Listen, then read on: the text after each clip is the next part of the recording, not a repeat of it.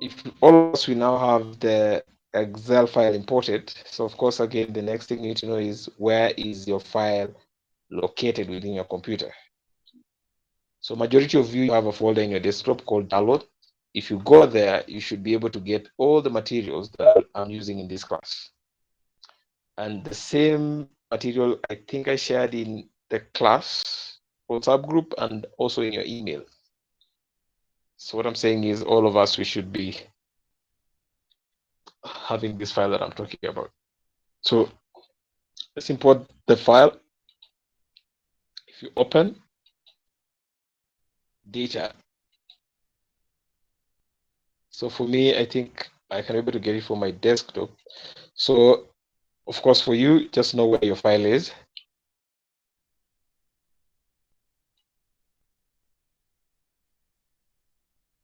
Okay.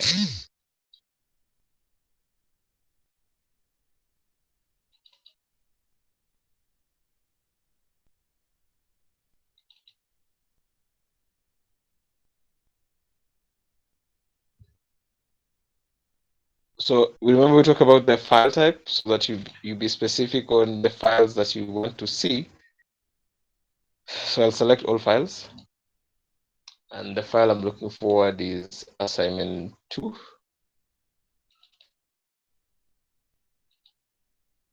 So if I open, so I think we are comfortable with this. We say different worksheets. So you should know the worksheet that contain your data. And that is, I think, reference to assignment 1, because it has 2 worksheets, both of them with your data.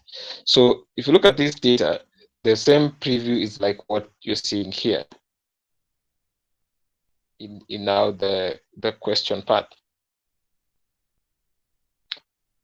So let's go to how to label them. And you can see gender is male and female. So you know very well you cannot match with M and F. So the first thing you need to do is to convert these M and F to become 1 and 2 to be numeric.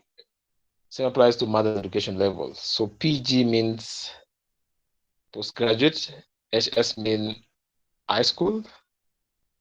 Then I also have, so it's high school, undergraduate, and postgraduate, of course. So we need to assign some values to these categories. So it's a 1. So of course, remember this one is ordinal. So we'll say 1 is for high school, 2 is for undergraduate, 3 is for postgraduate. For males, we can say 1 is male, 2 is female. So regardless, we say when we're dealing with the nominal measure, then these values, they're just a way of identifying the categories. So they're not actually weights that we are assigning to these groupings. So there are 2 ways of going about it. So you can either do recording, or you can also be, if you understand exactly what you're doing, you can fix these things in Excel before actually importing that file in Spss. But it's up to you. And I think that's the reason why in this class you are learning all the 3 softwares. So if you find doing recording is a challenge, or maybe you are more comfortable with Excel, then you can be converting these M and F as 1 and 2 from the Excel spreadsheet, which we'll see that later if we'll have time. Otherwise, we will stick by now doing recording. And this time I'll just be doing record into same, because I don't have to do record into different. Of course, we know why we do recording into different variables, basically just to be on the safe side. But because we're sure of what we're doing here, so I'll just be doing recording to same. So let's start with gender. And if I go to transform recording to same, I can select gender. And with all the new values, I can say I want the caps M to be 1. And then I also want the caps F. So pay attention to the caps and the lowercase, because the software doesn't know how to differentiate the 2. So F to be 2. And if I continue and then I say OK, I'm not getting any results, but I'm prompted that whatever I've been doing has been executed, whereby gender, I've done some recoding, and gender now I have M as 1 and F as 2. If I go back, now I can see I have 1 and 2. I can now make adjustment on the variable view, and I say this one is now numeric. And you say this one is, don't make this adjustment before actually doing recording. So of course, by now we should be comfortable with that. And then in terms of values, now I can say 1 is male,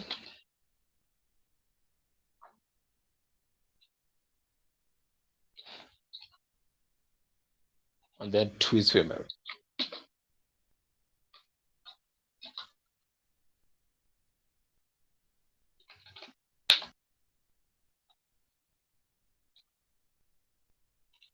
Of course, I have to label, and they said, where are we getting the label? So there's some information in your report where say results is just score 0 to 100.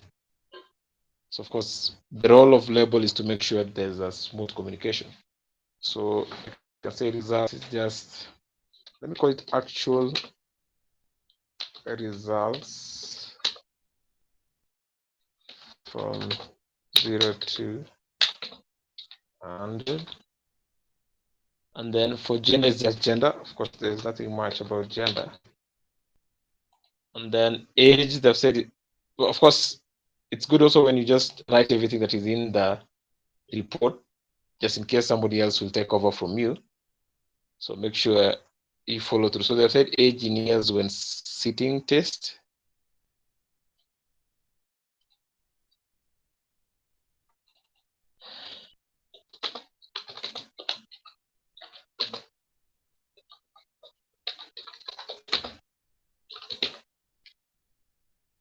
So it's actual age. So we're not going to assign some sort of values on it. So that means this is a continuous variable. And you can tell by its structure. So if you look at this preview, you can tell 5, 5, 5, 5, 6, 5, 6, 5, and so forth. So these are actual age of, so these are actual results of the individual. Same applies to age. So we're not going to assign some numbers. But for mother education level, now we can say mother's eye level of education obtained, and then we know the groupings. So label it first.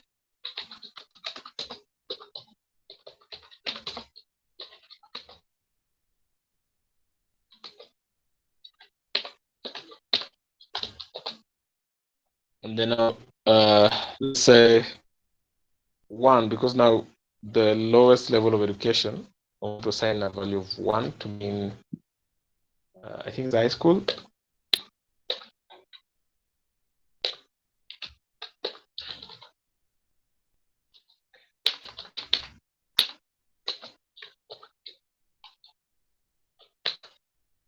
And then for 2, it's undergraduate.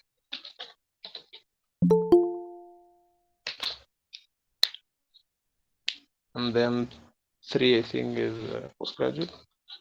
So there's nothing much I'm doing. If you basically look, what I'm doing is just labeling.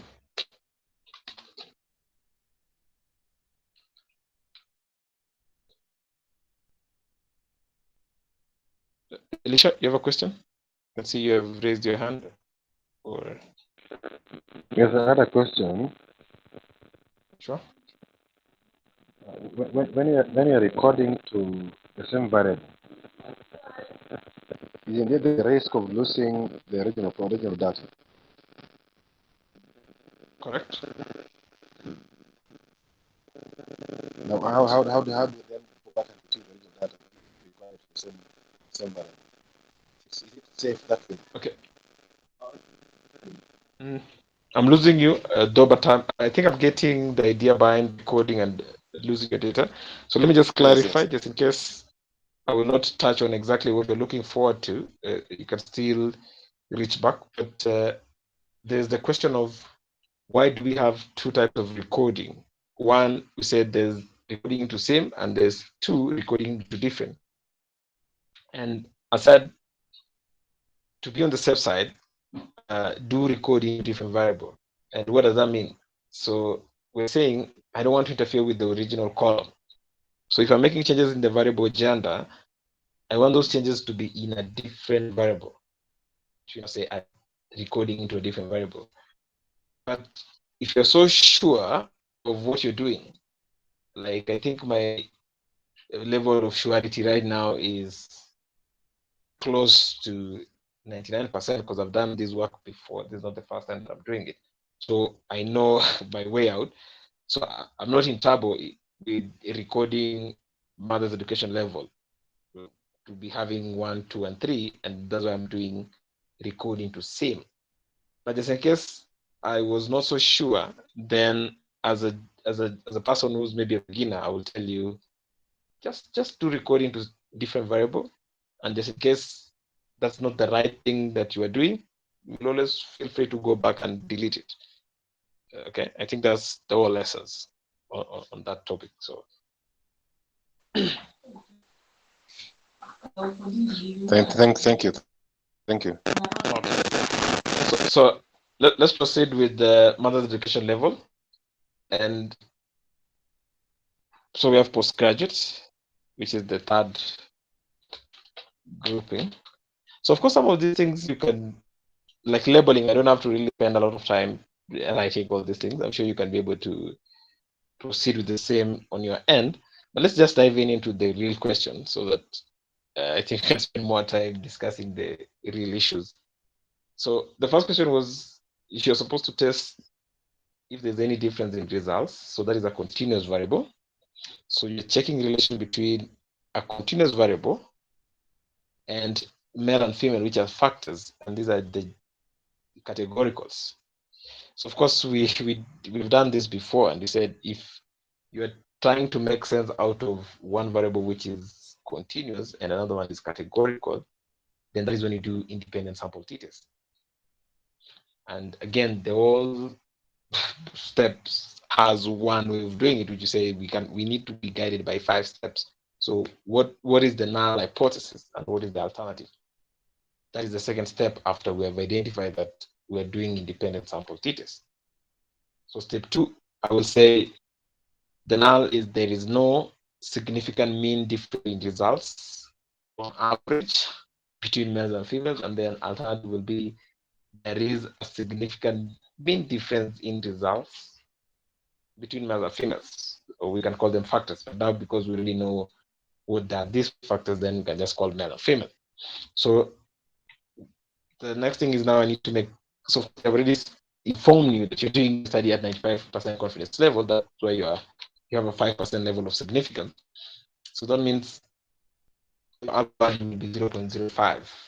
So we are looking for the probability value, and this probability value I'll be able to get it from the dependent sample t-test. So I need to run the analysis for me to get the p value, and then the goal now is to reject or to fail to reject, and I'll know if there's a relationship between performance, which is the results, and gender. Okay, so I'll just say analyze. I'm comparing means, independent sample t-test. Now the test variable is actual results. And then the factor is gender.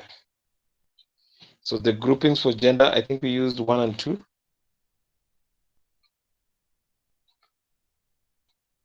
And then it's good practice to test so that you get the syntax. And then, so by now you should be getting comfortable with the use of syntax, because even with now our next software, which is data, we'll be doing a lot of programming. Actually, not really a lot of programming, but I'll be introducing you now to coding. So, and it's more or less something to do with syntax. So if I execute that code, then first on the first table is descriptive analysis. So they're telling me the average results for a male. So basically, females are doing better than males, and that is even supported by their sample population, because we have more females compared to males. So 383 against 266. So even though females are more than males, the average is still higher than that of males. Of course, we did this in descriptive analysis. So yeah, mean is always a factor of the denominator. So the bigger the denominator, the lower the mean. But that's not the case in here. So also let's talk about standard deviation. And I think I mentioned about standard deviation and say what? Uh, Standard deviation tells you stability. Where do you have stability in performance between the two? And it's tricky because if you now you need to compare the distance between the mean and the standard deviation. So if you do 57 minus 16 and also do 60 minus 15, then you'll be able to tell which of the two figures is higher. So the closer the distance between the mean and the standard deviation, the higher the rate of stability. So that means most of that distribution is concentrating around the mean. I think that's what you should now be focusing more on standard deviation as opposed to just understanding that standard deviation is square root of variance. Doesn't make sense. Actually, nobody will pay you for you reminding them that if you do square root of variance, you'll get standard deviation. That's not useful information. But if you talk in terms of stability and also how your distribution look like, I think now if you look at the standard deviation, all of them are below the mean. So we can say even though females are scoring around 61, but majority of them are actually scoring lower than 61. Same applies to males, even though their mean is 57, but majority are scoring below. So that actually means this distribution is skewed to the left. Now let's talk to equal variance is assumed so that we search for the probability value. And if I follow equal variance assumed, I'm getting a p-value of 0.001, which means what? I'm going to reject the null hypothesis. Why am I doing that? My p-value is less than alpha. So what was my null hypothesis? There's no significant mean difference in performance, that is the results, between the factors. So I'm saying now this difference. So what is the difference? So the difference is now this 4.2. That's the difference in performance between males and females. So this difference is a significant difference as I'm rejecting the null. I hope that is straightforward. Let's go to the second part, unless there's someone with a specific question on part A. But part B also talks about one would expect that students that are involved in romantic relationship may not perform as well as their peers. So a test of the level of significance at again 95% to maybe ascertain if students who are involved in a romantic relationship have a lower results. So basically, we're saying they have done descriptive analysis, and the result says that maybe students who are involved in a relationship tend to perform differently from those who are not. So your job here is to find if there's some scientific proof on that. So is there a significant, uh, again, mean difference in performance between now those who are in a relationship and those who are not? So I think this one now you can have a clue, and I don't want to do this one specifically here. I can maybe leave it if you'll have a question, or now if you're yet to send me your assignment 2, then I'm sure you'll know what to do. But the hint here is now look at relationship. And with relationship now you'll have to do a recoding whereby you convert now yes and no to become 1 and 2. So it's the same drill as gender. So you do recording to same variable, and then again run an independent sample t-test. The same thing I've just done. Of course, I can let you to shine on that. So let's go to, so there's some sort of note here. It says what, in conducting the test in B and C, so both of the independent sample t-test, we should discuss briefly whether it is a one or two tail test. So you need to mention something to do with the, the two tail and one tail test. So I think for the fourth years who are here and they're doing economics, I think you've done a lot about two tails and one tail test in econometrics. So you'll have a clue on identifying that. But your argument should be lying towards either we're talking about equality or inequality.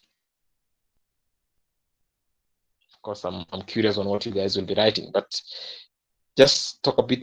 Are we doing two tail or one tail? I think I discussed that in our previous class, and then just to mention about the test statistics. So just talk about the number. The test statistics is now this value, the t statistics. This one, the negative 3.321.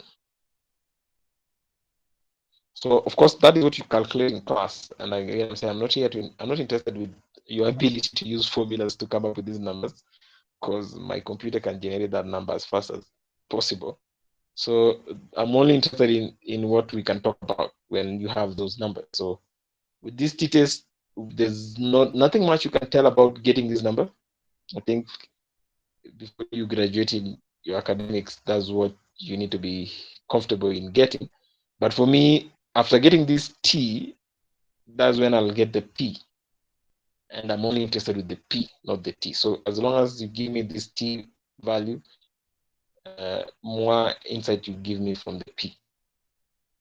I hope we're on the same page on the same. So let's go to task 2.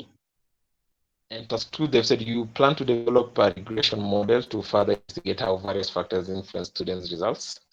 So apart from gender and someone being in a relationship, there are also other factors that affect performance of a student. And they've said what? Before you do some regression, now go ahead and run some correlation.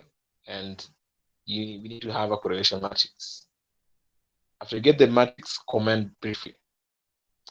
You don't need to do correlation. I think you've done this before, so let me leave you to do that and then send to me. But remember how we interpret correlation coefficient in 3 ways. Mention about direction, mention about strength, and lastly, talk a bit about significance.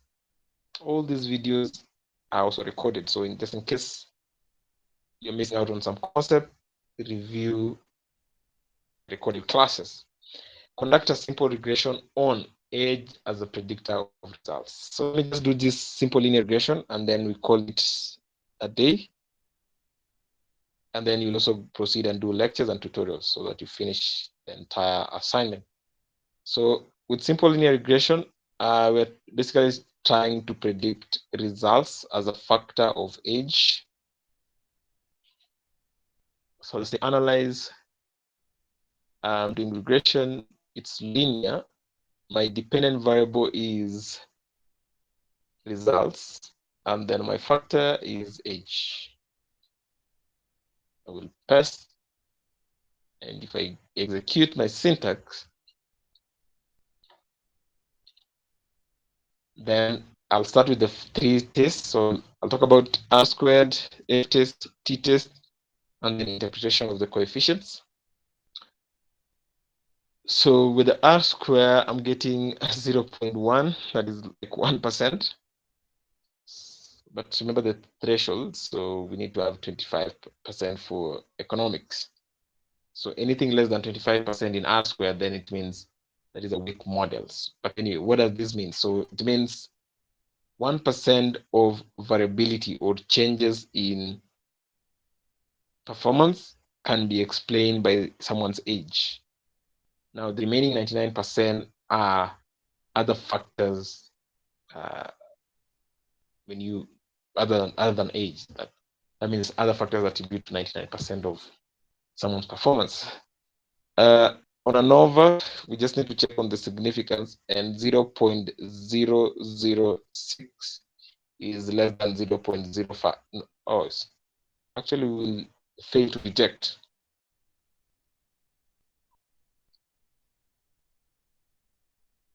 So I think it's okay. 0.006 is less than 0.05. So we're going to reject the null hypothesis, which means our model is fit for prediction.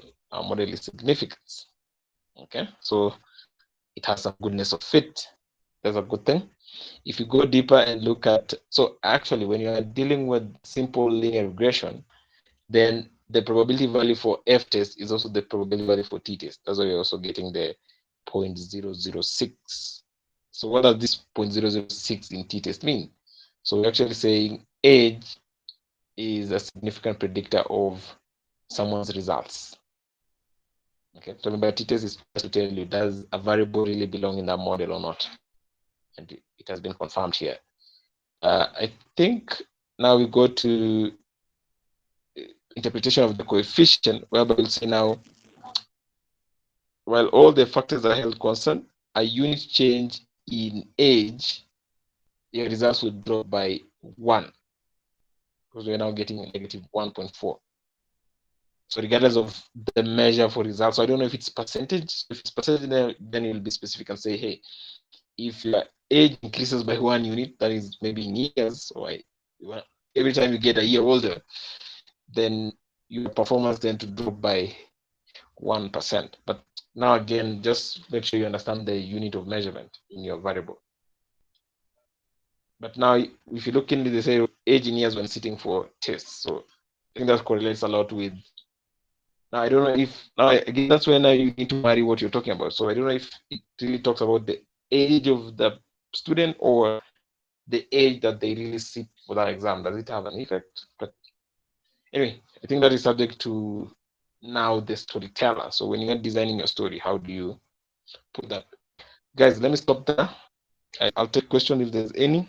Otherwise, tomorrow is our next class, and I'll be handling Stata. So make sure you have Stata software installed as we now finish these classes.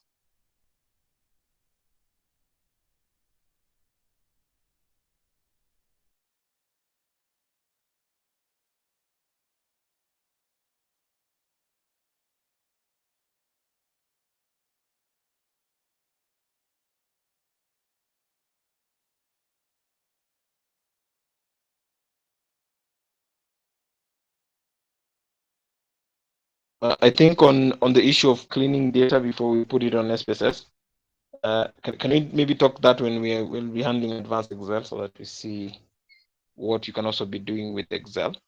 If there are no questions, I think let's stop it there, and we can meet tomorrow.